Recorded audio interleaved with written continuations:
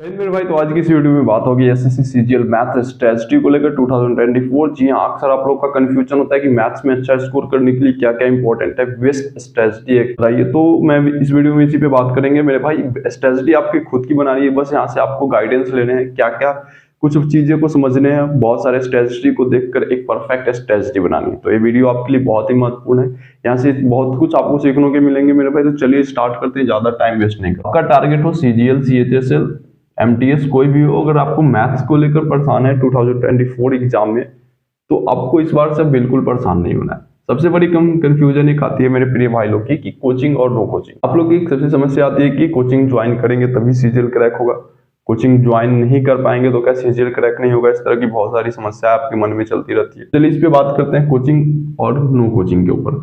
Coaching मेरे भाई, अगर आपका मान लेते हैं कि बेसिक कॉन्सेप्ट क्लियर है, आप बेसिक अच्छे से पढ़े हुए हैं, मैथ्स को अच्छे से आपका मैथ्स जो है अच्छा स्ट्रॉन्ग जोन में आता है, तो फिर आप विदाउट कोचिंग आप सेल्फ स्टडी प्रिपरेशन कर सकते हैं। लेकिन बहुत सारे ऐसे बिगिनर्स भाई होते हैं जिनका मैथ्स बहुत ही ज्यादा वीक होता है, तो वो सोचते हैं कि सेल्फ स्टडी कर ले मेरे भाई, आप कर सकते हैं। लेकिन एक चीज आएगी समस्या, आपको बहुत ही ज्यादा मेहनत करनी पड़ेगी, कॉन्सेप्ट को समझना पड़ेगा। क्योंकि आप बुक से लेते हैं, बुक से आप कॉन्सेप्ट को देखकर बनाएंगे, तो वहां से आपको बहुत ज्यादा टाइम लगेगा, जो कि इसमें बहुत इंपॉर्टेंट होती है टाइम।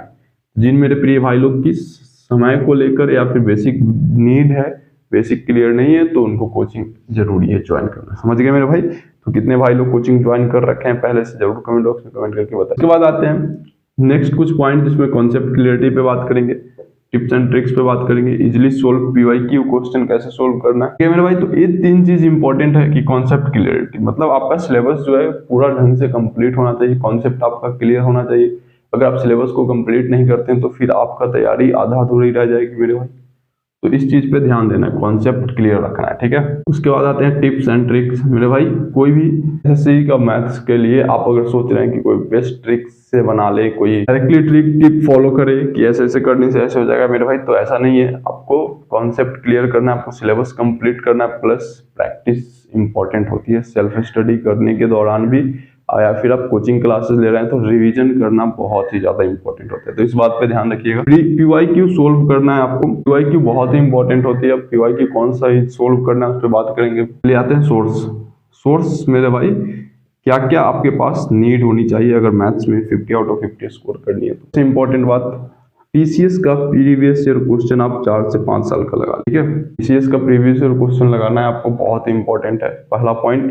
दूसरी आती है क्लास नोट्स, क्लास शीट्स होना चाहिए आपका खुद की। चलिए मेरे भाई, क्लास शीट्स मतलब आप कोई भी टीचर्स का क्लास नोट्स वगैरह लेके आप वहां से प्रैक्टिस कर सकते हैं। प्रॉपर सेल्फ मेड नोट्स होना चाहिए आपके पास, सोर्सेस में खुद का बना हुआ एक नोट्स, जिससे आप अच्छे ढंग से प्रिपरेशन कर पाएंगे। तो जब भी आप सिलेबस कंप्लीट करें तो खुद का नोट्स जरूर बना लें, ठीक है। बहुत ही इंपॉर्टेंट वीडियो है, वीडियो को ज्यादा से ज्यादा शेयर कीजिए, क्योंकि इसमें बहुत ही खास बातें बताई जाती है आपके लिए। और इसमें कौन सी बातें आपको ज्यादा परफेक्ट लगती है, एक बार जरूर कमेंट बॉक्स में कमेंट करके बताइए। उसके बाद आते हैं मॉक टेस्ट मेरे भाई। अगर आप सिलेबस कंप्लीट कर रहे हैं तो मॉक टेस्ट लगाना बहुत ही इंपॉर्टेंट। मॉक टेस्ट अगर आप लगाएंगे, यहाँ से जितने भी डिफिकल्ट क्वेश्चन आपको मिलेंगे, वहां से फिर उस क्वेश्चंस को नोट डाउन करके उसको बार बार प्रैक्टिस करना, ये इंपॉर्टेंट होती है, इसलिए मॉक टेस्ट लगाना मत भूलिएगा। उसके बाद 3 इंपॉर्टेंट पार्ट्स होते हैं जो आपको अच्छी तरह पता है कि मैथ्स में अक्सर आप लोग का कंफ्यूजन होता है कि क्या क्या पूछे जाते हैं, किस टॉपिक से क्वेश्चन आते हैं। तो मेरे भाई आपको बता दें, एक अर्थमेटिक, एडवांस, कैलकुलेशन, 3 टॉपिक हैं। 2 टॉपिक तो आपको पता होंगे कि अर्थमेटिक, एडवांस, कैलकुलेशन भी एक अहम रोल निभाती है। कैलकुलेशन आपका होना चाहिए मेरे भाई, जैसे कि आपको स्क्वायर आना चाहिए, क्यूब आना चाहिए, टेबल्स आना चाहिए। अगर नहीं आती तो डेली प्रैक्टिस कीजिए, 10 से 15 मिनट का प्रैक्टिस करके कैलकुलेशन को बेस बनाना है, कैलकुलेशन को 100% कंप्लीट कर लीजिए। उसके बाद अर्थमेटिक में आपको पता है कि क्या क्या पूछे जाते हैं। अर्थमेटिक में आपको टाइम एंड वर्क हो गया, कंपाउंड इंटरेस्ट हो गया, सिंपल इंटरेस्ट हो गया मेरे भाई, परसेंटेज हो गया, ये सब सारे टॉपिक अर्थमेटिक में। अगर आपका अर्थमेटिक्स से दिक्कत होती है जिन टॉपिकों में, उस टॉपिक को पहले क्लियर कर लीजिए। एडवांस में आपका अलजेब्रा हो गया, ट्रिगो हो गया, ठीक है मेरे भाई। तो इस तरह के जितने भी टॉपिक हैं, कंप्लीट सिलेबस तो करना ही है। बस आपको अगर इसमें लगे कि मेरा जो बहुत ही ज्यादा डिफिकल्ट पार्ट है उसको छोड़ना नहीं है, उसी को अच्छे ढंग से पहले कंप्लीट, फिर जो नॉर्मल टॉपिक्स हैं जो आप इजीली कवर करते हैं उसको आप उसको आप क्या करते हैं, रिवीजन करते रहें, ठीक है। तो ये इंपॉर्टेंट बात आपको ध्यान रखनी है, इसको ज्यादा से ज्यादा शेयर कीजिए, क्योंकि मेरे भाई कम समय में आपको बहुत ही जानकारी प्रोवाइड करते हैं। तो क्या है जानकारी आपको अच्छी लग रही है, कमेंट बॉक्स में जरूर कमेंट करके बताइए। वीडियो को शेयर कीजिए, लाइक कीजिए, सब्सक्राइब कीजिए।